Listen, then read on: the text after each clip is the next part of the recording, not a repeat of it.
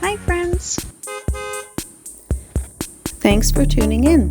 If you like this video, please give it a like, comment below, and take a moment to subscribe to our channel.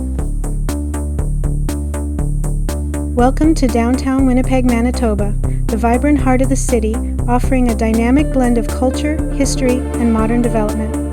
As the central business district, it is home to numerous corporate offices, government buildings, and financial institutions, including the iconic Manitoba Legislative Building and the historic Exchange District.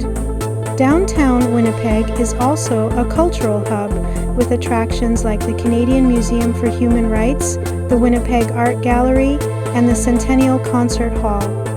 The area is bustling with activity, featuring a wide array of shops, restaurants, and cafes, as well as parks and public spaces like the Forks, where the Red and Assiniboine rivers meet. This lively district is well connected by public transit, making it easy to explore on foot or by bus. Winnipeg is the capital and largest city of Manitoba. It is often referred to as the Gateway to the West due to its central location in Canada and its historical significance as a trading and transportation hub.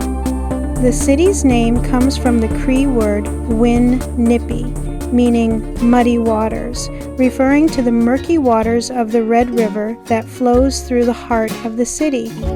Winnipeg played a crucial role in the fur trade and later became a major railway center, which spurred its growth and development in the late 19th and early 20th centuries. Winnipeg is situated at the confluence of the Red and Assiniboine rivers in the heart of the Canadian prairies. The rivers offer scenic walking and biking trails, while nearby parks like Assiniboine Park and the Forks provide lush green spaces for relaxation and recreation. Thank you for joining us on this tour of Winnipeg, Manitoba, a city where history, culture, and modernity come together to create a dynamic and inviting destination. You might notice a smoky haze in the sky in this video. On a clear day, the sky here would normally be a bright blue, but smoke from wildfires burning in northern Canada has drifted into the area. It softens the light and gives the sky a pale, hazy appearance. Wildfire smoke can travel a long way and affect skies and air quality even in places far from the actual fires. It's something many parts of Canada experience during the summer months.